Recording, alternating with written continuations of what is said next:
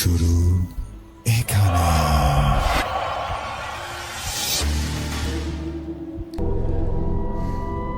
আসসালামু আলাইকুম রাতুল ভাই, আমি রফিয়াদ আহমেদ রাত।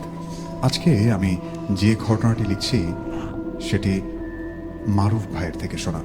ঘটনাটি পদ্মা সেতু ভিত্তিক। দয়া করে এই বৃহস্পতিবার ঘটনাটি পড়বেন। পদ্মা সেতু বাংলাদেশের গর্ব, স্বপ্ন আর শক্তির প্রতীক, যা আমাদের জাতিকে বিশ্ব দরবারে মাথা উঁচু করে দাঁড়াতে শিখিয়েছে। কিন্তু এর তলায় এমন এক গভীর রহস্য আছে যা আমাদের বিজ্ঞান, প্রকৌশল আর বোধ শক্তির সব সীমানা ভেঙে দেয়।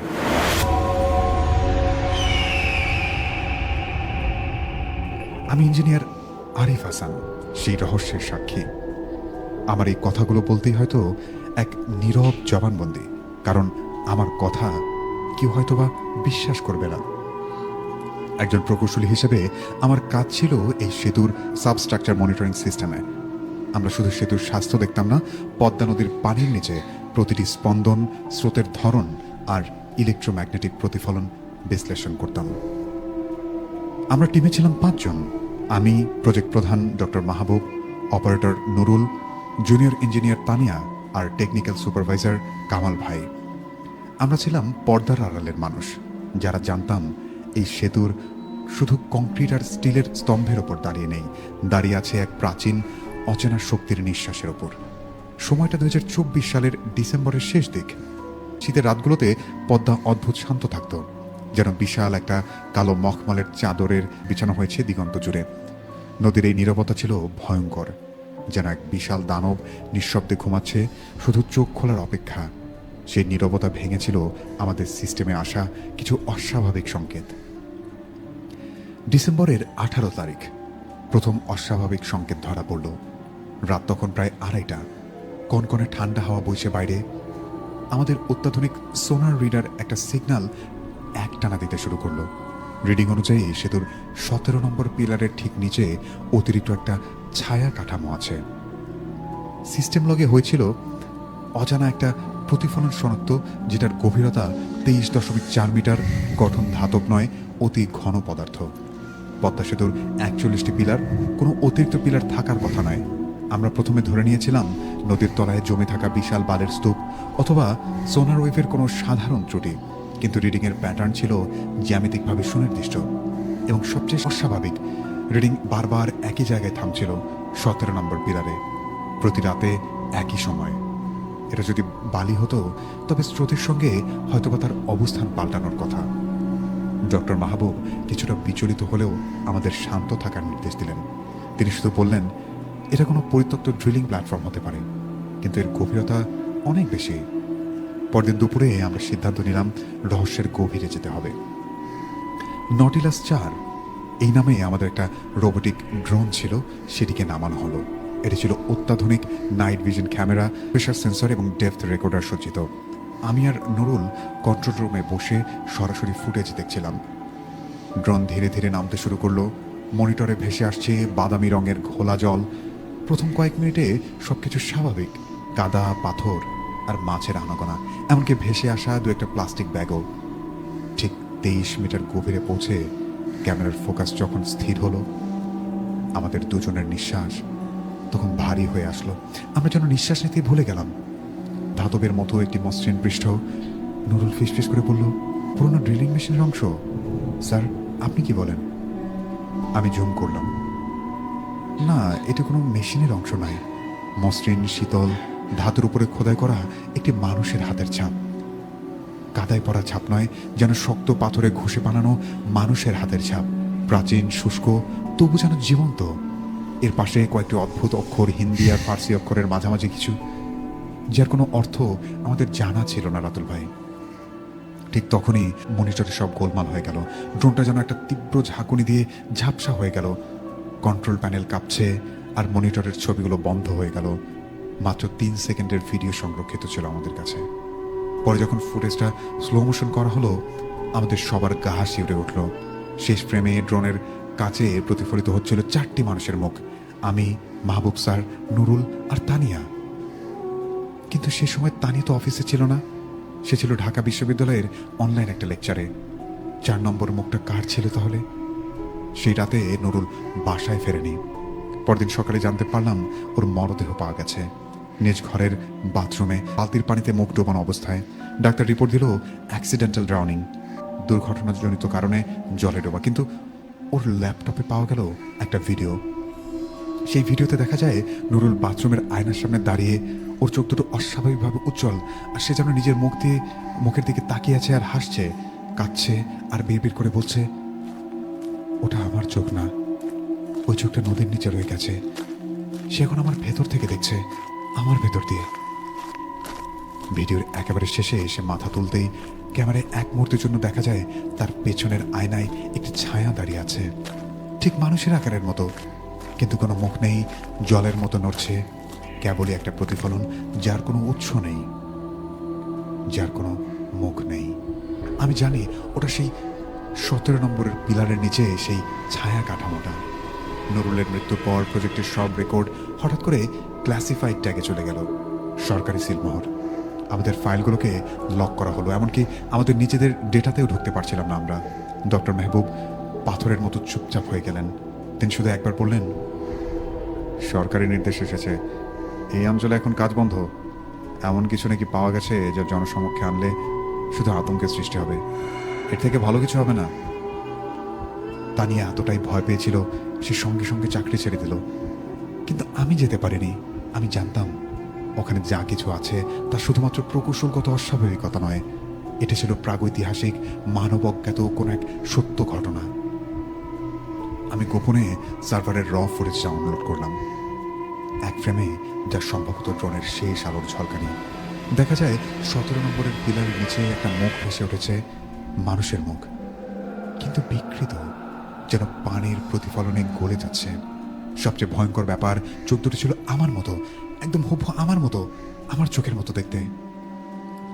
কামাল ভাই, যিনি বহু বছর পদ্মা দেখেছেন, তিনি একদিন বলেছিলেন, নদী কখনো কিছু হারায় না আরিফ ভাই, শুধু নিজের মতো করে রেখে দেয়। যখন তার সময় আসে সে তা ফেরত চায়।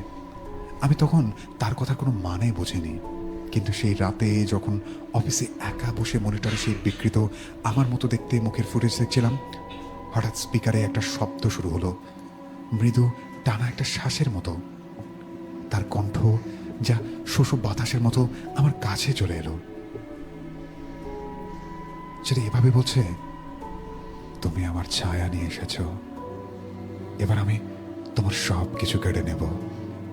আমি প্রথমে ভেবেছিলাম হেডসেটের ফিডব্যাক অথবা ক্লান্তির ফল হবে, কিন্তু ঠিক তখনই অনুভব করলাম রুমের তাপমাত্রা অস্বাভাবিকভাবে কমে গেল প্রায় -8 ডিগ্রি সেন্টিগ্রেড। সার্ভার রুমে এসি বন্ধ ছিল, ঠান্ডায় আমার নিঃশ্বাস কাঁপছিল। আমি যখন আতঙ্কিত হয়ে মনিটরের দিকে তাকালাম, দেখলাম স্ক্রিনের প্রতিফলনে আমার মুখ দেখা যাচ্ছে, কিন্তু সেই মুখে কোনো পলক ফেলছিল না। সেই মুখ হাসছিল, এই যেন একটা শীতল, অচেনা এবং ভয়ঙ্কর একটা হাসি। ডিসেম্বর 28, রাত 1:47। আমাকে যেতেই হলো। এক নীরব যন্ত্রণা আর কৌতূহল আমাকে বাধ্য করলো। আমি পদ্মা সেতুর মাঝ বরাবর আমার গাড়ি থামিয়ে জানলার নিচে নামিয়ে নিচে তাকালাম। নদী ছিল অদ্ভুত রকম শান্ত, কোনো ঢেউ নেই, কোনো শব্দ নেই। মনে হচ্ছিল যেন পুরো সেতু শূন্যে ভাসছে, আর নিচে এক বিশাল জলরাশি, যেন একটা কালো রঙের আয়না। হঠাৎ গাড়ির উইন্ডশিল্ডে জলের ফোঁটা পড়লো, কিন্তু আকাশে কোনো মেঘ ছিল না।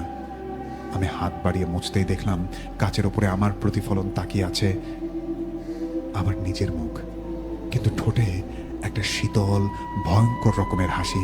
আমি হাসিনি, আমি জানি আমি হাসিনি, কিন্তু আমার মুখ ছিল ভয়ে কুকরানো। কিন্তু সেই প্রতিফলনে ঠোঁট নড়ল, নিচে এসো, তোমার জায়গা এখানে। হ্যাঁ, এভাবেই বলল, নিচে এসো, তোমার জায়গা এখানে। আমি সাইড মিররে তাকিয়ে দেখি আমার প্রতিফলন আমাকে নয়, বরং সেতুর শেষ প্রান্তের দিকে তাকিয়ে, যেন কারো অপেক্ষায়। একটি মুহূর্ত, এবং সেই প্রতিফলনটা মিরর থেকে মিলিয়ে গেল, যেন জলকণা যেমন বাষ্পীভূত হয় ঠিক সেরকম। পরদিন সকালে আমি ঘুম থেকে উঠে দেখি ল্যাপটপ অন হয়ে আছে, স্ক্রিনে শুধু লাস্ট লাইনে একটা টেক্সট লেখা ছিল, তোমার ছায়া এখন আমার জলের নিচে, এবার তোমার ছায়াটা আমার চাই। হ্যাঁ, এই লেখাটি লেখা ছিল, তোমার ছায়া আমার জলের নিচে, এবার তোমার ছায়াটা আমার চাই। আমি আতঙ্কে সঙ্গে সঙ্গে ল্যাপটপটা অফ করে দিলাম, কিন্তু বিকেলে অফিস থেকে ফোন এলো। প্রজেক্টের সার্ভারে কেউ লগ ইন করেছে এবং আমার আইডি দিয়ে। সময় রাত 2:17। আমি আতঙ্কে টোল প্লাজার সিসি ফুটেজ চেক করলাম। ফুটেজে দেখা গেল আমার গাড়ি আবার পদ্মা সেতুর মাঝখানে থেমেছিল। রাত 2:17। গাড়িতে কেউ ছিল না, তবু ইঞ্জিন চলছিল, হেডলাইট চলছিল। গাড়িটা ধীরে ধীরে পশ্চিম প্রান্তে গিয়ে একা একাই থেমে গেল, ঠিক সেই সময় যখন সার্ভারে কেউ লগ ইন করেছিল। আমি এখন পদ্মা সেতুর প্রজেক্টে নেই, চাকরি ছেড়েছি, ঢাকায় ফিরে এসেছি, কিন্তু রাতে ঘুম আসে না। বাথরুমের আয়না, মোবাইলের কালো স্ক্রিন, ল্যাপটপ বন্ধ থাকলেও স্ক্রিনেও প্রতিফলন দেখি। একটি মুখ এক দৃষ্টিতে আমার দিকে তাকিয়ে আছে, আমার নয় কিন্তু আমার মতো দেখতে। তানিয়া একবার আমাকে ফোন করেছিল, তার কণ্ঠে কাঁপা কাঁপা কণ্ঠে এরকম ছিল, আরে ভাই, আমি স্বপ্নে দেখেছি সেতু নিচে আপনি দাঁড়িয়ে আছেন, কিন্তু আপনার মুখে পানি নেই, কেবল ছায়া। আমি কোনো উত্তর দিইনি, কারণ আমি জানি সেই প্রতিফলনটা এখনো আমার সাথেই আছে। আমি বাথরুমের আয়না ঢেকে রাখি, ল্যাপটপের স্ক্রিনে কাপড় টেনে দেই, কিন্তু রাতের নিস্তব্ধতায় আমি শুনতে পাই নদীর নিচে কেউ ফিস ফিস করে বলছে, তুমি তো এখনো পড়ে আছো তাই না, বেশি দিন থাকতে পারবে না। এই কথাটাই বলছিল। আজকাল পদ্মা সেতুর দিকে তাকালে আমার ভয় লাগে। রাত হলে সেতুর নিচের পানিতে অদ্ভুত সবুজ নীল আলো দেখা যায়, যেন কেউ ভেতরে থেকে চুপচাপ তাকিয়ে আছে উপরে। প্রকৌশলীরা বলে স্রোতের প্রতিফলন, অথবা নদীর গহ্বরে মিথেন গ্যাসের রিফ্লেকশন, কিন্তু আমি জানি ওটা কোনো প্রতিফলন নয়। ওটা হলো আমাদের ফেলে যাওয়া ছায়া, যেগুলো এই বিশাল কাঠামো তৈরি করতে গিয়ে নদীর নিচে বন্দী হয়ে গেছে। তারা এখন তাদের মুক্তি চায়, আমাদের শরীর চায়, আমাদের চোখ চায়। আজ যখন নিজের আয়নায় দেখি নিজেকে, বুঝতে পারি না আমি উপরে থাকা মানুষ নাকি নদীর নিচে আটকে থাকা সেই ছায়ার প্রতিফলন।